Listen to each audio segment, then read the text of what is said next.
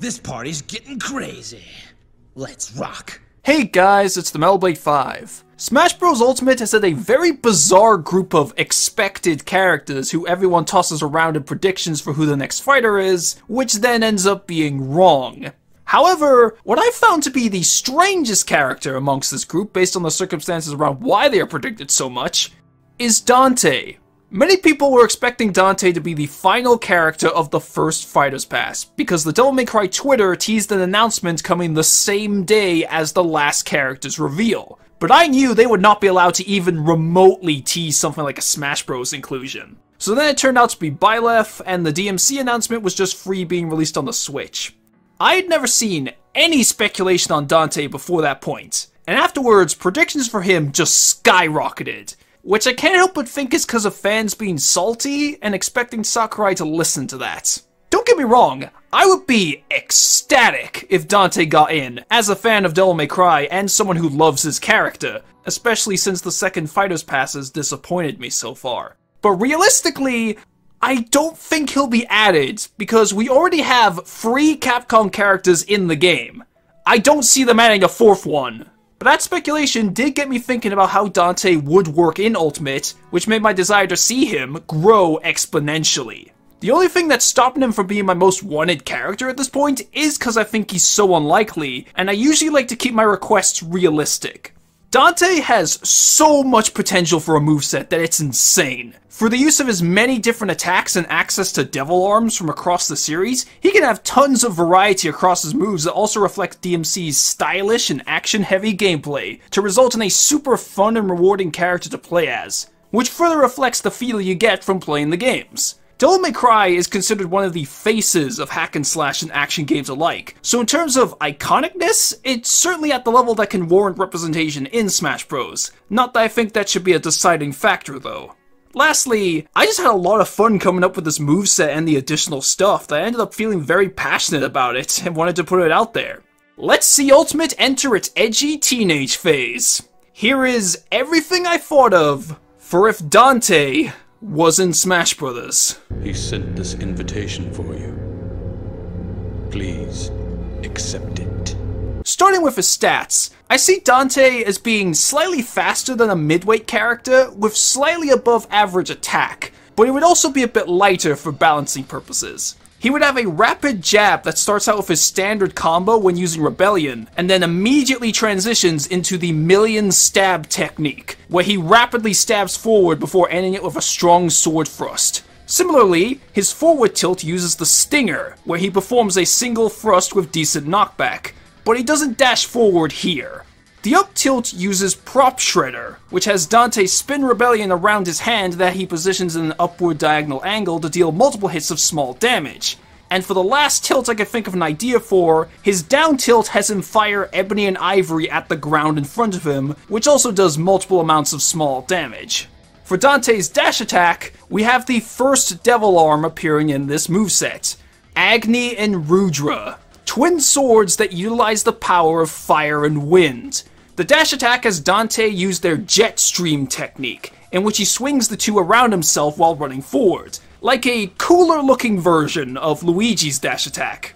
Whilst Dante would just have a typical grab, for once I have an idea for throws. Mainly his forward throw, which uses another devil arm with Gilgamesh, a pair of powerful gauntlets and greaves. Here he punches the opponent away like how he does in the cutscene when he gets them. Then the other throws can have him use Ebony and Ivory and some of the other standard gauntlet attacks to knock the opponent away in the respective direction.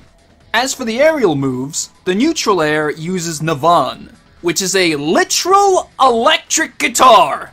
This move involves Dante jamming out like in his charged animation in 3, which creates a field of electricity around him to shock opponents several times. The forward air also uses Navan to summon a small swarm of electric bats as a projectile that travels diagonally downward for a short bit, just like a move he has in Marvel vs. Capcom 3. Then the up incorporates one of my personal favorite weapons in 4, Pandora.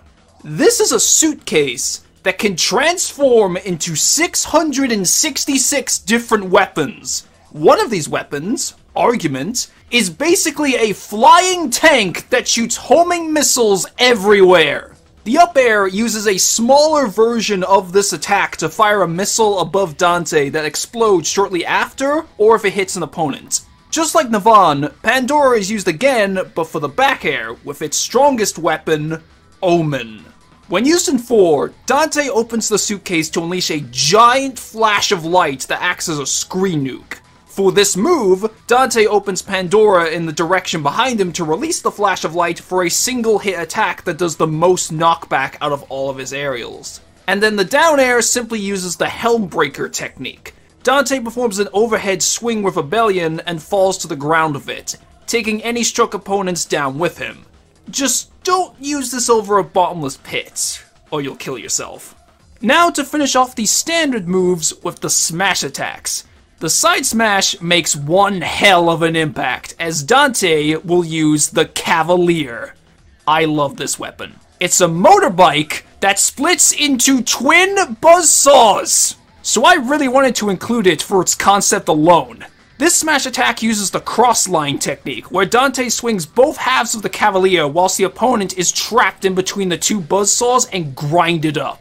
This attack has a very slow startup animation, just like all the Cavalier's attacks in 5, but in return, this will deal a shit ton of damage and knockback to anyone hit by it, as well as multiple hits. It will rival Emir in terms of damage, knockback, and destroying shields. Plus, just like Emir and the Cavalier itself in-game, this attack gives Dante super armor. Next, the up smash uses the Rising Dragon technique. This is a move present across most of Dante's many gauntlet weapons across the series. After charging up, Dante unleashes a powerful uppercut with high knockback that propels himself up in the air a bit too. Any set of gauntlet weapons can work here, but I specifically picture him using Balrog for this, as the added fire effect can deliver multiple hits and become a proper Shoryuken! Then for the down smash, he'll use the Cerberus/King Cerberus from 3 and 5 respectively. Either one works for this move, as they both normally take the form of ice nunchucks. Regardless of which, Dante will swing the nunchucks around himself in a similar manner to their standard combos that can hit opponents on both sides whilst knocking them away. Now we move over to the special moves, where I chose to follow a theme. From 3 and onwards, Dante has access to 4 main styles that he can switch between and grant him different moves for each. So as Smash Bros has 4 special moves for each character other than Terry, I wanted to have each of Dante's special moves reference one of his styles. For his neutral special, he wields not 1, but 2 guns as he fires Ebony and Ivory straight forward, referencing the Gunslinger style. Each time you tap the B button, Dante will fire 1 shot, alternating between guns, dealing fast, light damage to opponents like Joker's gun. But unlike Joker's gun, Dante can just normally walk and jump while firing, though he can't double jump. Additionally, by holding down the B button, Dante will begin charging up both guns, and once fully charged, releasing the button will cause Dante to fire the charge shot from both guns simultaneously that combine together to form a larger projectile that does more damage. And just like when firing the regular shots, Dante can move and jump while charging to help with aiming at moving opponents. I did this so that it's accurate to the games, and to make it more unique compared to other charging specials. But obviously, he can't use any other attacks while charging. The side special alludes to the Swordmaster style, which grants Dante extra moves for his melee weapons. And the one that will be used here is Beowulf, probably his most iconic gauntlet and greave weapon. Input in the side special has Dante perform the Volcano move, a move he can only do in the Swordmaster style. After a slow-ish startup animation, Dante punches the ground in the corresponding direction, creating a small shockwave in front of him that stuns all opponents hit by it, with the most damage being dealt to anyone struck by the punch itself. Afterwards, if you keep holding down the button, Dante will then unleash a flurry of kicks onto the hopefully stunned opponents before ending it off with a strong axe kick, referencing Beowulf's second combo in 3. If the player lets go of the button before the end of the punch though, then Dante will not perform the second half of the move and can instead use the opportunity to hit the stunned opponents with a different move if they wish. I wanted to give multiple options with this move to reflect all the different potential combos you can do in Devil May Cry, and how the games reward you for mixing things up rather than using the same attacks repeatedly. Meanwhile, the up special uses Air Trick, a technique only available in the Trickster style, where Dante just straight up teleports. This is primarily used for recovery purposes. By default, Dante will reappear at a higher altitude from where the move is activated. But after he disappears, the player can tilt the control stick to influence the angle at which Dante teleports to, allowing him to travel left and right as well. Also, if the player presses the A button as Dante reappears, he'll perform a standard sword slash, and this too can be influenced by tilting the control stick, such as even including the Helm Breaker if you move it down. This is to differentiate the move from other teleport recoveries, as well as giving it utility similar to that in the games, where it's used to appear above an enemy so you can hit it. And with the down special, by process of elimination, it uses the Royal Guard style, which is based around parrying and countering enemy attacks. So yes, it's a counter. Inputting the move will make Dante briefly enter a parrying stance, and if an opponent tries to hit him during this, he'll block it and retaliate with the release move, which knocks the opponent away with a decent amount of damage and knockback. But if you use the Royal Guard at just the right time, I'm talking like almost frame-perfect reaction, he'll instead use the Royal Release, which deals even more damage and he dashes forward to possibly hit more opponents with this one move. Again, I wanted to make this move a bit more unique compared to other counters. However, I've gone this whole time without even covering Dante's gimmick.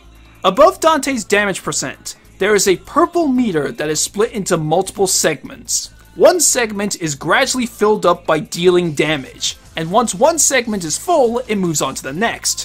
When at least 3 segments of this meter are filled up, pressing B while shielding will activate Devil Trigger. This causes Dante to transform into his demonic form, and while in this state, his attack and speed are increased a bit, and he slowly recovers health. Furthermore, by holding up on the control stick, Dante will use Air Raid to fly, which in actuality is more like he hovers in the air for a short time after his first jump. This gives you a bigger window to use his aerials, and his forward air is replaced with Air Raid's attack, where Dante shoots lightning from his hands in a diagonally downward angle in front of him. While Devil Trigger is active, the segments of the DT gauge will deplete one by one until they are all empty, in which Dante turns back to normal. Obviously, the more segments of the DT gauge that are full when you activate Devil Trigger, the longer it lasts. So there's a bit of a strategy on when's best to use it. Do you use it ASAP to get out of a pinch, or do you wait until it's completely full to get the most out of its effects? In the games, you can deactivate Devil Trigger in the middle of the gauge depleting in order to save what you have left, but I decided not to include that to better add that element of strategy. In most games, the gauge also increases by taking damage, but with the healing factor, I chose not to carry that over as I thought it would be broken. You have to work for Devil Trigger yourself here so you can recover from any damage you've taken. I could have made Devil Trigger the down special, but once again, I wanted to do something different and keep the special moves aligning with the styles. And finally, there is the final smash, which I have chosen to simply name Jackpot.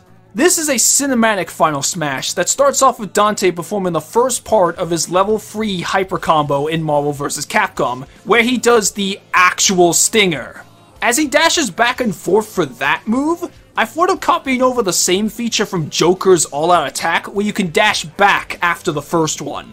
Then every opponent that gets hit by the initial attack are taken to a dark, desolate hellscape. The camera pans over to Dante, who is pointing ebony and ivory at the opponents.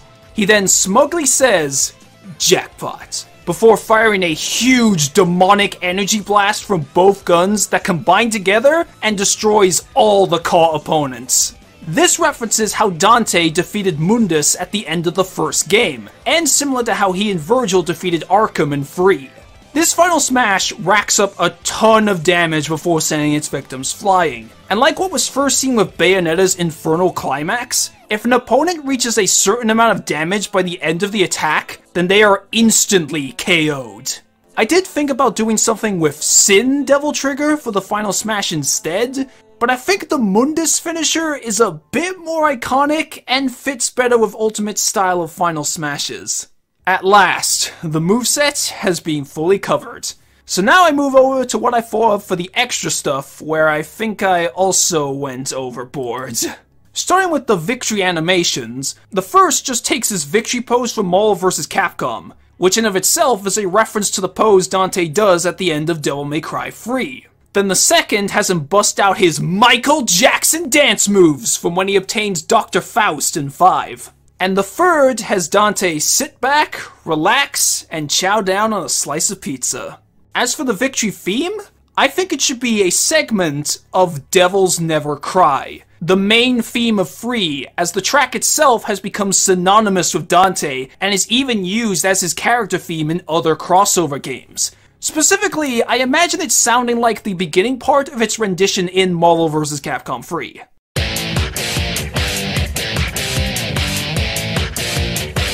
And as for taunts, Dante has so many taunts across the series that they can use, both in gameplay and cutscenes. But I think one of them should definitely be the Lucifer Rose, since they even made it a proper taunt in 5. When it comes to the alternate colors, I had a very easy time. The most obvious choice is to have an alt that makes Dante's jacket blue whilst his hair remains white, to reference Virgil, even though he wears black in 5. Speaking of black, the second alt gives Dante a black jacket and now changes his hair color to blonde, which is based on Trish. It's also an alt he has in Marvel vs. Capcom 3. Then the third makes his hair black whilst turning his jacket white, which is a reference to Lady. The fourth alt gives him a paler, grayish blue jacket with a red shirt underneath and keeping the hair white, based on Deadweight. Oh, sorry, Nero. Bastard, call me Deadweight! For the fifth, Dante gets a light brown jacket with a white shirt and dark brown hair, which references Nico. Then the sixth is another that keeps the hair white, but this time it makes Dante's jacket purple, which is based on Sparta's human form. Or at least the goofy Sparta costume for Dante that's apparently what he looked like in that form. And the final alt, straight up stealing this idea from Source Gaming, is an all-black color. Dante gets jet black skin, clothes, and hair, but with red eyes, which is a nod to the doppelganger boss from 3. Also, these alts will affect Devil Trigger's appearance by replacing the red streaks with the color that Dante's jacket becomes in those alts, except for the doppelganger color, which makes it entirely black. Meaning that the version with the Virgil alt would become a reference to Virgil's Devil Trigger. I did consider making an alt based on V, but I thought it would look too similar to the Trish alt, save for the hair. That's the character done, but now is when I talk about what stage we would get. Now I have a pretty good idea for what we could expect for a Devil May Cry stage. The Temen-ni-gru from 3. It's one of the most iconic locations in the series, and I think there's a lot of interesting things they could do with it if they were to capitalize on its full potential. My idea for the stage is that you are scaling up the tower. What I mean by that is the main platform of the stage is an elevator that takes you up to different floors of the Temen-ni-gru until it reaches the top and then drops all the way back down to repeat the cycle, with each floor having different features based on their location in-game. The first floor, and where you start, will be the Ice Guardian's Chamber. This room will have a long, flat ground that is the elevator, with walls at the side, so you can only KO people at the top of the screen, and 2 floating platforms. As the name implies, this area is covered in ice, and as such, there are ice physics on the ground. After a certain amount of time, the elevator will move up as the ice falls, and you are taken to the Divine Library on the 2nd floor. This room also has walls at the side, but now it features bookshelves that also act as platforms, and like the market stalls in Garrick Mach Monastery, the bookshelves can be destroyed after damaging them enough with nearby attacks. Then when the elevator moves up to the 3rd floor, you end up in the Azure Garden. As we're now outside, there are no longer any walls from this point onwards, but now you have bottomless pits on both sides of the stage. There's a broken staircase on each side to give extra room to move, and floating platforms in the same formation as battlefields. As this is just outside the room where you fight Agni and Rudra, I thought of this part's gimmick involving them. Occasionally, the floating platforms will glow either red or green. If it's red, then they will heat up, dealing small continuous damage to anyone standing on them. And if it's green, they will then change their position and formation. As you reach the upper levels, you are taken to the pitch black void. Here, there is a balcony on each side to give extra room, but just like the bookcases, the edges of these balconies can be destroyed to give less room for recovery. And after that, you finally reach the apex of the tower. This part is basically Final Destination. There's no floating platforms, no gimmicks, just a simple, undisturbed duel, like with Dante and Virgil's battle here in the game. The apex is also where the Omega and Battlefield versions of this stage will take place. I'm still not done though, because I thought of some cool details to add to the stage. Similarly to Dracula's castle, they could include cameos of the bosses and enemies from 3 in the background of each floor. So the ice chamber would have Cerberus, who could fire an ice beam at the center of the stage as a hazard. The library could have the damned pawns that appear the first time you go there. I know you fight Lady here later, but I thought she would stand out too much compared to all the other demonic shit I wanted to add. The garden has Agni and Rudra's host bodies. The pitch black void will have Jester, who constantly laughs at the fighters. And for the apex, we have Virgil. I even thought of having him stand facing away from the fighters, and when you perform a strong smash attack near him, he looks over his shoulder at you before turning away again. Plus, for one last detail, whenever you reach the apex, there is a very small chance that in the sky, you will see 3 glowing orbs. This is Mundus's avatar. He wouldn't do anything, but I think it would be a really cool Easter egg. And as for the music tracks that would play on this stage, DevilNeverCry's music is very different to the kind of music present in Smash Bros. So it would definitely stand out, but hopefully in a good way. There are so many awesome tracks across the series that they can use, which made it hard to leave some choices out in favor of others. But these are the ones I finalized my decision on based on their iconicness, fan favorites, and how well they'd fit into the game. When it comes to remixes, DevilNeverCry is extremely likely for the reasons I mentioned with the Victory theme. As this is a series that is not present in Smash Bros, I have no idea how much they'd remix with there being no pattern to go off of. Besides, the majority of DMC tracks are very fast-paced and action-focused already, so they probably wouldn't need remixes, but I would greatly appreciate some getting that treatment. My only concern with the music, and this kind of adds on to why I think Dante's chances are very unlikely, is when it comes to the tracks with lyrics, they're probably gonna censor all the lines that mention hell and gore and killing your enemies, as Sakurai avoids anything that could increase the age rating. If Dante did get added, I just hope that these alterations don't ruin the songs. So that was everything I thought of for if Dante was in Smash Bros. You could probably make out just how much I'd want this if it were a more realistic possibility from all the ideas I had here. I would absolutely lose my goddamn mind if I saw a Dante reveal trailer, in part to knowing just how much fun I would likely have playing as him. Like I said earlier, Dante has so much potential that can make several completely different movesets with different Devil Arm attacks, and it could still work. There were even some Devil Arms I did consider, but couldn't think of a good way for them to work in Smash Bros. Combat. Combine that with everything else they could potentially bring in from DMC, and it would get smokin' sexy style points. But alas, I don't think it's meant to be. So Dante can just be my pie-in-the-sky character alongside Master Chief.